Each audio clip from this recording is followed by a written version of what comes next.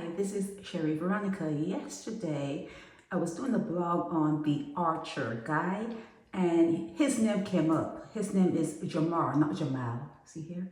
Jamar Mottley. And I was saying that because they didn't identify who is who in the news, so someone did that for me. This is the Mottley guy that I thought was the Mottley guy. They say they're not sure if he's related to me and Mottley clan, but he does have a look of the Mottleys, doesn't he? But anyhow, I got a little background, a little history on Jamar Mottley. They're saying that his mother spoiled him as a child. She never spoke to him. She never called him back. She never directed his ways. I don't know of a father, but this particular blogger says that he was just like wrong from the start because his mother did not raise him well.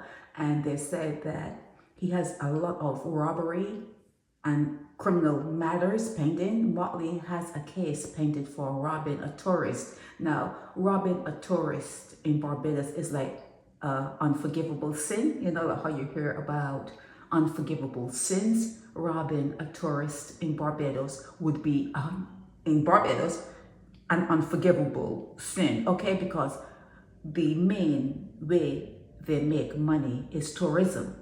It's like biting the hands that are feeding you. You know what I'm saying? Yes, a lot of Barbadians do that, but yeah, he got carried away, it seems. But yeah, I was asking about the relation to the Mottley, and they say might not be related to them, but his mother let him get away with everything, never chastised him when he was younger. Even when he was a big man, it seems as though he had a girlfriend who had twins from him, twin girls. And when he went off to prison, she moved away. So yeah, he robbed a tourist out by Richie Haynes boardwalk, and all they got was $1.50. Okay, all he got was $1.50, not even $5, and that's the gospel truth. They're saying it was in the Nation newspaper. So I am updating a blog that I did on Archer and him. They killed a postman.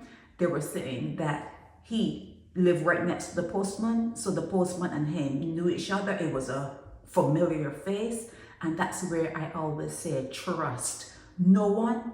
Oh, there it is. See, he was Basil's neighbor, Basil, the guy who died. Was it Basil Springer, I think? But his name was Basil. They were friends. Okay, you see that? You see here? They were friends, and he used to give him money, so it was a surprise when he was arrested for the killing. Okay? Trust no one, but getting away from that.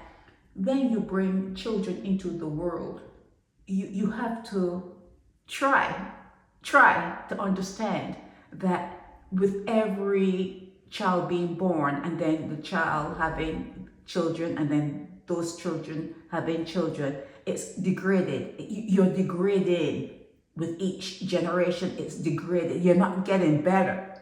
Okay, so with that in mind, you have to do your utmost to make sure that you either don't have, that's why we like to say you shouldn't have, but if you are going to put demons in the world, make sure you have money that you can actually have them educated to know what's acceptable, what's not acceptable, and how to be a productive member of society. That's the least you can do when you know that with every iteration it's a degrade.